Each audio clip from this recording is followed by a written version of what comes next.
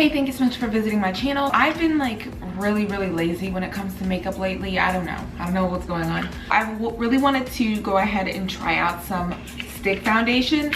And the biggest ones that I kept seeing people talk about are the new-ish Makeup Revolution foundation sticks. And everyone always talks about the Makeup Forever HD. As you can see with the Makeup Revolution, were a bunch of different shades to choose from. So I got the shades F10 all the way up to F14. And these are all the shades of the foundations that I got. So starting at the top, it is F10. And at the bottom it is F14. So I'm probably gonna go ahead and go with F13.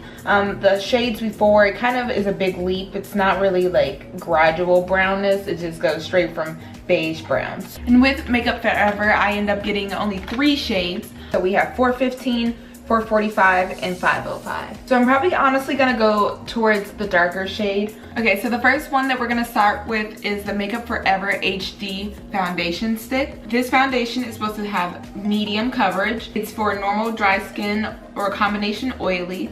And yeah, that's basically it. And for the Makeup Revolution foundation stick, I pulled up their little spiel. This is an easy to apply stick formula that melts into your skin, blah blah blah blah. So it's supposed to be a dewy finish. That's basically all the information that they give you on the website. I wonder what kind of finish this is supposed to be.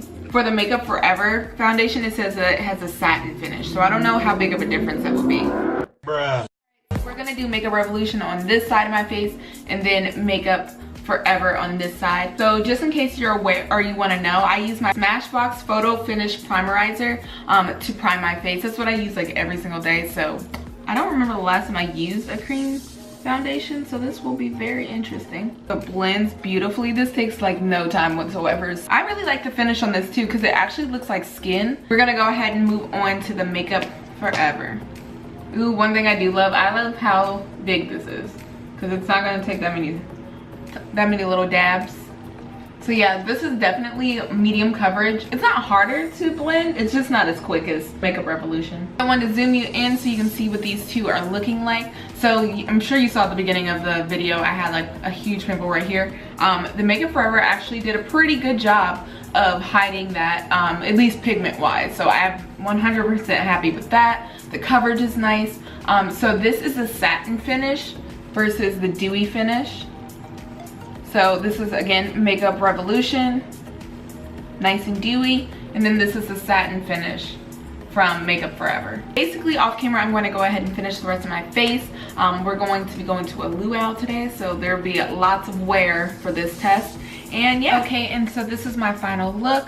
So just really quick tidbits. So the actual Makeup Revolution foundation, I think that it's like a really weird formula. So basically when I first applied my concealer, it kind of like was sucked up by the foundation. I don't know if that makes any sense, but basically I used the ColourPop concealer today, so I had to do an extra layer. So basically I got a little bit of under eye brightness. So I don't know what's up with that. The formula is kind of strange, but on the Makeup Forever side, basically when I was brushing off my Beauty Bakery flour or the translucent powder, it basically made like little dry spots on my face. It was the weirdest thing ever. I've never seen it with any of my other foundations that I normally use this powder for, but that was a thing. I basically just had to go in using a damp beauty blender and like dab my face so that everything like meshed together. So it was kind of weird. Like the Makeup Revolution side, like it absorbed all of my products, and then the Makeup Forever side, it kind of just like sits on top. Overall, I think that it turned out pretty well.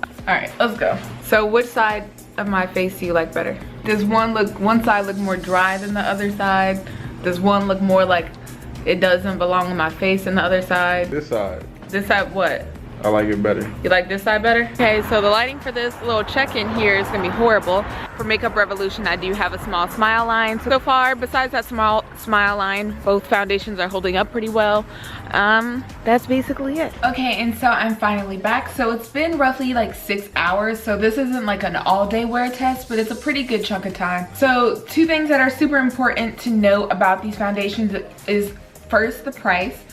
So the Makeup Revolution is $9 and then the Makeup Forever is $43. And then there's a difference in how much you actually get as well. The Makeup Forever is 0.44 ounces So that's all that you get. So it's just that. Again, it's like a really like fat stick and stuff.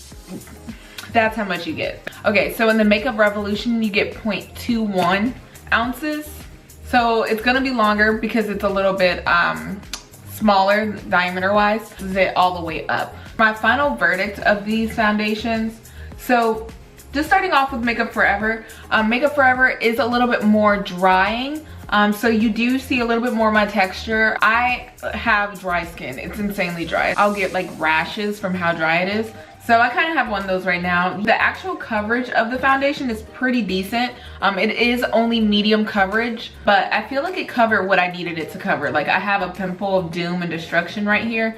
You can't see any of the redness from that, so I appreciate it. I love how it feels on my skin. And yeah, and I feel like the makeup itself settled nicely on this side. I don't have any complaints honestly about the Makeup Forever side. For 43 stinking dollars, Makeup Forever should look like this. So Makeup Revolution side, the concealer right here looks pretty flawless. It honestly kind of looks better than the Makeup Forever side. Like there aren't that many fine lines and wrinkles. So I really like the finish on both of these. Makeup Revolution side is so dewy though. My highlight doesn't pop as much. It kind of like all blends together. The only thing that I have for this foundation, for the Makeup Revolution foundation, is a con, is it sunk into my smile lines like crazy. Actually, let's zoom in. So this is my smile lines on the side that I have the Makeup Forever foundation. So you don't see any fine lines. This is what I want to point out. So this is the Makeup Revolution side. So it's the $9 foundation.